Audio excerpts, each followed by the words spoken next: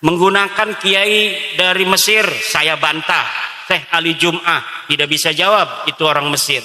Orang Iran namanya Mahdi Rojai bikin video bahwa dia mendukung Ba'lawi sebagai cucu Nabi. Saya bantah, tidak berani jawab, tidak berani diskusi dari Iran. Ulama Iran tidak berani melawan ulama dari Jawa, Indonesia. Ulama Mesir tidak berani melawan ulama Jawa, Indonesia. Ulama Yaman tidak berani melawan orang Jawa, Indonesia. Siapa di dunia ini yang mau bela Ba'lawi, silahkan daftarkan diri untuk melawan ulama dari Indonesia, putra Nusantara asli. Gak bakal ada yang berani. Kenapa tidak ada yang berani? Gak ada dalilnya. Kenapa tidak ada dalilnya? Ya memang palsu. Kenapa palsu? Ya memang bukan turunan Nabi Muhammad. Kalau bukan turunan Nabi Muhammad, turunan Nabi siapa? Nabi Adam. Kalau kiai gila, katanya tidak mulia lagi. Tapi kalau kabaib, dia gila, tetap dia mulia. Kenapa? Karena di dalam dirinya ada darah Rasulullah. Dulu tuh, nggak laku lagi, Beb. Jangan ngomong-ngomong gitu lagi. Nanti diketawain orang Banjarnegara.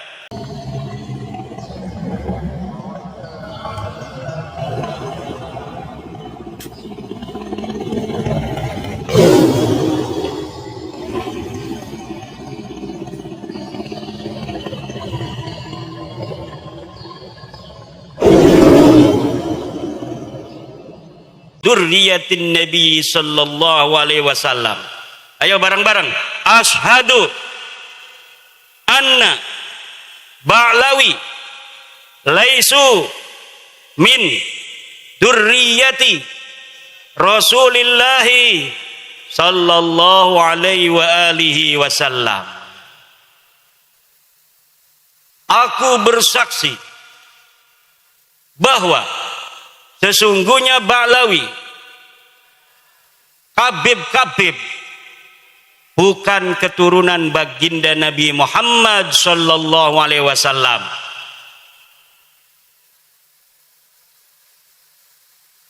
Dan ini bisa dipertanggungjawabkan secara ilmiah, zahiran wa batinan, dunia wa ukhra, di dunia dan di akhirat. Kenapa? Karena ini berbasis metodologis, epistemologis yang jelas. Dari kitab nasab yang sudah ditulis para kiai, para ulama masa lalu.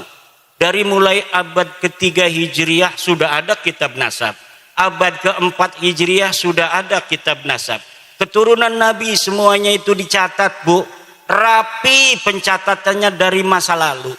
Tetapi tidak ada yang mengkonfirmasi leluhur Ba'lawi para Habib ini yang ada di abad keempat Hijriah yang namanya Ubaidillah. Tidak ada satupun ahli nasab yang kitabnya sekarang bisa kita baca itu di internet. Karena zaman ini zaman kita bisa mengakses semua kitab-kitab masa lalu. Tidak ada satupun kitab nasab yang mencatat Ubaidillah leluhur Habib-Habib ini sebagai keturunan baginda Nabi besar Muhammad sallallahu alaihi wasallam. Kapan munculnya mereka ngaku jadi turunan Nabi? Padahal leluhurnya katanya lahir di abad keempat Hijriah. Mereka ngakunya baru tahun 895 Hijriah. 550 tahun setelah keberadaan orang yang diaku. Yang setelah kita lihat kitab-kitab sebelum abad 9 ini tidak ada yang mencatat mereka sebagai keturunan Nabi. Kalau kitab setelah mereka mengaku dikarang oleh mereka. Mereka mengarang kitab Al-Burqatul Musiqah tahun 895 mencatat kami turunan Nabi. Ada kitabnya sampai sekarang bisa kita baca. Nanti di abad 10 ada lagi kitab yang mereka karang. Namanya kitab Tuhfatut Talib. Mereka mencatat kami turunan Nabi, ada kitabnya. Abad ke-9 Hijriah ada, 10 Hijriah ada, 11 Hijriah ada dicatat. 12 Hijriah ada, 13 Hijriah ada, 14 Hijriah juga ada, sampai sekarang ada. Mereka dicatat turunan Nabi. Tapi mulai dari abad mereka mengaku, sebelumnya tidak sama sekali dicatat mereka sebagai keturunan Nabi. Leluhur mereka yang katanya wali, faqih, muqaddam, sahib, mirbat, semuanya tidak terkonfirmasi sebagai keturunan Nabi. Bahkan menurut sejarah, kitab-kitab sejarah yang dapat kita baca di Yaman, tidak ada di Yaman orang yang bernama faqih muqaddam. Tidak ada di Yaman orang yang bernama Muhammad sahib mirbat. Tidak ada orang yang bernama Ubed. Lalu mereka mencatat nama-nama itu berdasarkan apa? Berdasarkan menurut seorang peneliti dari barat yang bernama Alexander Knies, berdasarkan historical imajinatif, yaitu sejarah imajiner yang ditulis berdasarkan khayalan semata. Allahu Akbar. Kenapa sekarang saya menggunakan salah satu pendapat dari orang barat? Karena pendukung mereka namanya Rumel Abbas sekarang menggunakan orang barat, menggunakan kiai dari Mesir. Saya bantah, Syekh Ali Jum'ah tidak bisa jawab, itu orang Mesir. Orang Iran namanya Mahdi Rojai bikin video bahwa dia mendukung Ba'lawi sebagai cucu Nabi. Saya bantah, tidak berani jawab, tidak berani diskusi dari Iran. Ulama Iran tidak berani melawan ulama dari Jawa, Indonesia. Ulama Mesir tidak berani melawan ulama Jawa, Indonesia. Ulama Yaman tidak berani melawan orang Jawa, Indonesia. Siapa di dunia ini yang mau bela Ba'lawi, silahkan daftarkan diri untuk melawan ulama dari Indonesia, putra Nusantara asli. Gak bakal ada yang berani. Kenapa tidak ada yang berani? Gak ada dalilnya. Kenapa tidak ada dalilnya? Ya memang palsu. Kenapa palsu? Ya memang bukan turunan Nabi Muhammad. Kalau bukan turunan Nabi Muhammad, turunan Nabi siapa? Nabi Adam. Sama sama saya, sama sama kiai, sama sama polisi, turunan Nabi Adam semua. Ya udah, kita udah, kata saya, kita bukan benci ente, Bib. Bukan benci, cuma ente salah. Ente bukan turunan Nabi, jangan ngaku-ngaku turunan Nabi lagi. Ayo kita, nggak apa-apa kamu bukan orang sini, haplogrupnya beda dengan kita juga. Kita anggap saudara di Indonesia. Tapi jangan bodohin anak-anak Nusantara. Jangan ngaku-ngaku cucu Nabi, minta-minta duit, keliling-keliling dawir. Jangan minta-minta duit sama pengusaha untuk membangun sesuatu, membangun pondok dan lain sebagainya, padahal buat beli mobil. Udah sadar bahwa ente bukan cucu Nabi. Nggak ada dalam kitab nasab, nggak ada di dalam kitab sejarah. Tes DNA-nya orang Kaukasus. Haplogrupnya G. Haplogrup G itu orang Kaukasus. Sekarang yang banyak itu di daerah Turki. Orang India di daerah Pakistan yang berbatasan dengan Afghanistan, suku Kalas. Ini Ba'lawi ini miripnya dengan orang suku Kalas di India, daratan India. Sekarang masuk ke Pakistan. Makanya wajahnya mirip wajah India. Dan siapa namanya itu? Reporter dari Ba'lawi perempuan, Najwa Shihab, itu telah dites DNA 48% DNA-nya orang India. DNA-nya Najwa Shihab itu silakan lihat di Google, 48% orang India. Saya cari orang India yang garis lakinya itu haplogrup G, itu suku apa? Suku Kalas yang ada di India dan suku Paswan yang ada di India. Mereka mempunyai keunikan tersendiri. Jadi haplogrup G ini punya satu keunikan. Dulu ketika mereka masuk agama Yahudi di abad 10 Masehi, mereka mengaku keturunan Nabi Ishak yang ke-13. Ketika mereka ada di India, di Kalas, di dataran Pakistan sekarang, mereka mengaku keturunan Alexander Agung. Ketika ada di India beragama Hindu, mereka di suku Paswan mengaku sebagai keturunan daripada Dursusana. Ketika di Islam di Indonesia dan di Yaman, mereka mengaku sebagai keturunan baginda Nabi besar Muhammad sallallahu alaihi wasallam. Kayaknya haplogrup G ini kalau dia agama Kristen ngaku sebagai anaknya Yesus Kristus. Untung Nabi Isa nggak punya istri, nggak punya anak. Kalau Nabi Isa itu diriwayatkan punya anak, mereka banyak yang akan masuk Kristen mengaku sebagai keturunan Yesus Kristus. Sayangnya Yesus nggak punya anak. Di Indonesia mereka nyangkol-nyangkol juga kepada pahlawan-pahlawan Indonesia. Ada yang mengaku keturunan Hamengkubuwono, ada yang mengaku sebagai keturunan Sunan Giri. Jalur lakinya kami dari Balawi, jalur perempuannya dari Sunan Gunung Jati. Ada yang ngaku ke Banten. Kebetulan saya ini salah satu nasabah di Banten sejak 2012. Jadi sudah agak hafal seluruh keturunan-keturunan Sultan Banten dan di mana adanya komunitas keturunan Sultan Banten. Ada seorang Balawi ngaku keturunan Sultan Banten dari ibunya katanya. Dari siapa? Dari Pangeran Mesir bin Sultan Ageng Tirtayasa. Saya langsung hubungi keturunan Sultan Mesir yang ada di Pontang, dekat dengan Kresek, masuk Kabupaten Serang.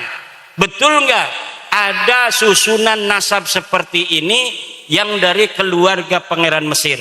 Ini bohong Kiai, ini palsu.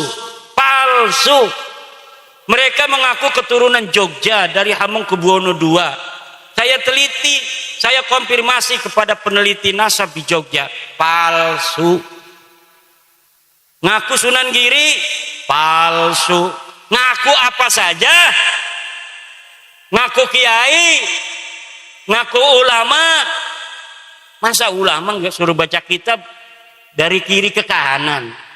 Selama ini yang dibicarakan berarti bukan berdasarkan ilmu, berdasarkan hafalan anak-anak mau tampil pidato itu. Mau tampil pidato dia hafalin gitu. Tapi ndak mondok, sehingga dia nggak paham. Ilmu itu bukan apa yang dihafal, tapi apa yang dipahami di dalam sukma, sehingga menjadi kebijaksanaan untuk menentukan sebuah hukum Allah Subhanahu wa ta'ala berdasarkan Al-Quran Al-Hadis, kemudian dialaqahkan dengan waqi' kejadian yang menyertainya. Itu namanya alim, namanya kiai. Itu kiai-kiai kita itu kenapa kiai kita itu pada tawadhu? Karena ilmunya itu rasihun fi qulubihim, ilmunya masuk ke relung-relung jiwa, relung-relung hati mereka. Semakin banyak ilmunya kiai, semakin tunduk kayak padi. Semakin berisi dia semakin menunduk. Semakin ada orang menghormati, semakin dia menghormati orang yang menghormatinya. Ini akhlak bangsa kita, bangsa Nusantara. Tapi mereka kalau dihormati ngelunjak. Semakin dihormati, semakin yang menghormatinya dimanfaatin, duitnya diroyot, apa tuh istilahnya, diporotin. Kalau ada mukibin kaya, udah habis itu. Punya mobil Alphard diminta, kalau enggak kualat ente. Orang mengkritik mereka, kata Novel Anidrus, orang yang berani mengkritik Habib itu adalah dajjal. Tidak ada itu dalam ajaran. Orang yang mengkritik Rasulullah aja, Rasulullah nggak pernah bilang yang mengkritik beliau itu dajjal. Sahabat beberapa kesempatan diriwayatkan pula itu bermusyawarah dengan Rasul, bertanya, wahai Rasul, apakah pendapatmu ini berdasarkan wahyu, apakah berdasar pendapatmu sendiri? Kalau berdasarkan wahyu, kita harus ikuti. Kalau berdasarkan pendapatmu, bolehkah kami memberikan masukan apa yang seharusnya kita lakukan dalam perang ini. Itu aja Rasulullah, apalagi manusia biasa. Manusia biasa itu Bapak Ibu, kalamuhu yuraddu wa yuqbalu qauluhu illa sahibah hadal qabri.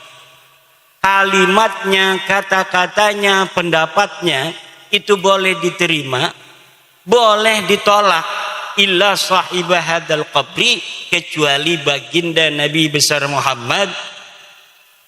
Lalu ajaran yang mengatakan orang mengkritik Habib itu adalah dajjal dari mana? Kalau bukan dari ajaran Islam. Mungkin mereka punya ajaran agama lain yang tidak ada dalam ajaran agama kita. Dalam agama kita, inna akramakum indallahi atqakum. Seluruh manusia itu sama. Sesungguhnya orang yang paling mulia di antara kalian adalah orang yang paling bertakwa. Kata mereka yang paling mulia adalah kabaib. Walaupun tidak ibadah, walaupun tidak sholat, walaupun tidak alim, mereka tetap mulia. Karena kemuliaan mereka adalah zat. Sedangkan orang alim, kiai, polisi, presiden, itu sifat kemuliaannya. Kalau dia sudah tidak jadi presiden, dia tidak mulia lagi. Kalau kiai gila, katanya tidak mulia lagi. Tapi kalau kabaib, dia gila, tetap dia mulia. Kenapa? Karena di dalam dirinya ada darah Rasulullah. Dulu tuh nggak laku lagi, Beb. Jangan ngomong-ngomong gitu lagi. Nanti diketawain orang Banjarnegara. Nanti diketawain orang Purbalingga. Nanti diketawain anak-anak Nusantara. Anak Nusantara hari ini sudah tahu ente bukan turunan Nabi. Kalau ente ngomong dengan ilmu kita terima. Tapi kalau ente ngomong lagi dengan doktrin-doktrin, tidak ada lagi tempat bagimu. Karena bangsa Indonesia hari ini sudah cerdas, sudah mempunyai pencerahan bahwa sesungguhnya kemuliaan manusia di mata Allah hanyalah berdasarkan takwa, bukan berdasarkan nasab. Setuju, Bu? Siapapun, anak siapapun bisa jadi apapun di negara kita yang tercinta Indonesia. Siapa anak-anak dari kampung ini di atas hutan yang pengen jadi presiden Indonesia, sekolah. Dia harus sekolah di MTS, dia harus punya ijazah aliyah, dia harus kuliah. Nanti lulus kuliah bikin partai politik, nanti calon presiden. Semuanya bisa asal punya partai. Betul? Ini kemuliaan agama Islam sama ibu-ibu dengan kemuliaan yang diatur oleh Pancasila. Coba Pancasila sila kedua, kemanusiaan yang adil dan beradab. Pancasila. 1. Ketuhanan yang Maha Esa. 2. Kemanusiaan yang adil dan beradab. 3. Persatuan Indonesia. 4. Kerakyatan yang dipimpin oleh hikmah, kebijaksanaan, permusyawaratan, perwakilan. 5. Keadilan sosial bagi seluruh rakyat Indonesia. Yang diam aja HTI itu. Ini yang diam HTI ini. Coba sila kedua, Mbak.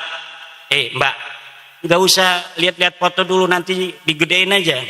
Sekarang dengerin. Sila kedua, kemanusiaan yang adil. Apa artinya?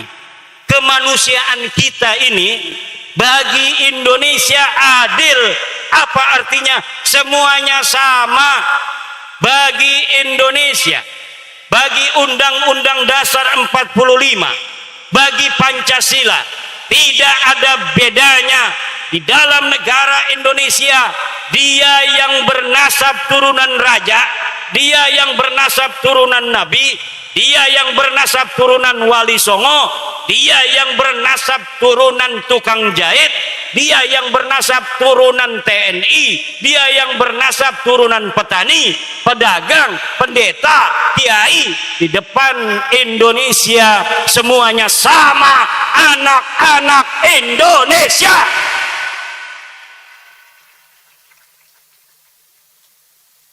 Dia bisa jadi presiden. Siapa saja bisa jadi presiden. Dia bisa jadi menteri. Dia bisa jadi gubernur Jawa Tengah. Dia bisa jadi gubernur Jawa Timur, bupati Banjarnegara, camat di sini, lurah di sini. Tidak dilihat dari keturunannya. Silahkan masa lalu mereka keturunan pengkhianat sekalipun. Tapi kalau sekarang dia ini komitmen kepada NKRI, kepada Indonesia, mau bersama membangun citra baik bagi bangsa dan negara di mata dunia, maka kita akan terima. Walaupun kita tahu mereka dulu turunan antek-antek penjajah Belanda. Kami punya data dan punya bukti yang leluhur mereka lakukan kepada leluhur kami bangsa Indonesia, yaitu mengkhianati kami. Berbagai macam peristiwa sejarah telah membuktikan leluhur-leluhur bangsa Indonesia yang menginginkan kemerdekaan, siapa yang mengkhianati, kami mencatatnya. Tapi kami akan hapus semua itu kalau kalian mau mawas diri, kalian mau bersama untuk membangun negara ini hari ini. Kenapa? Kita harus melihat masa depan, betul?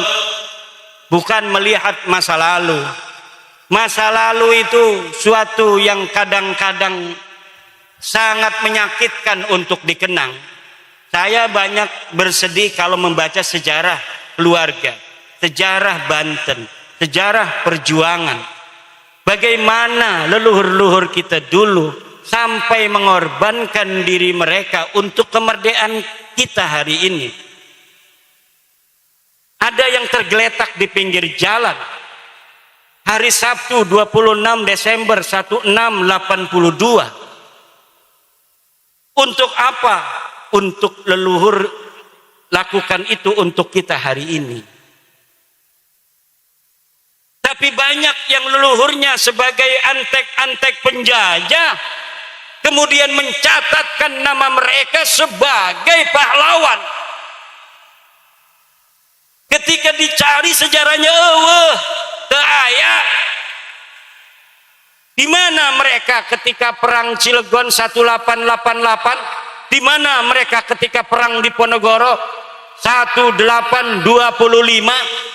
Di mana mereka ketika perang merebut kemerdekaan?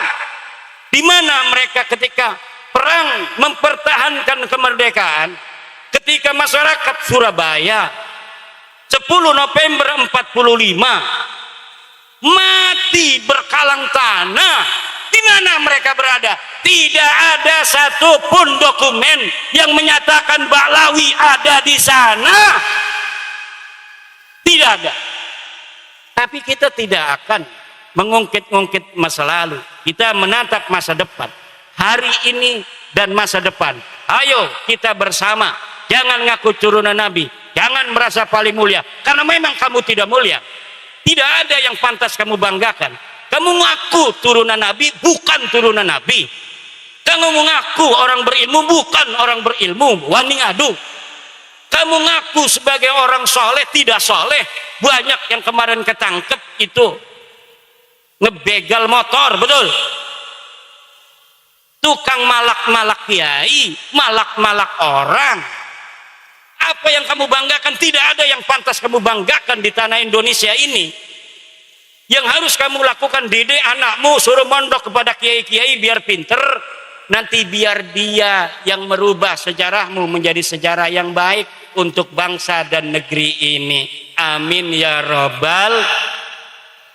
Itu saja kalau saya. Enggak kayak PWI. Kalau PWI lebih gawat dari saya.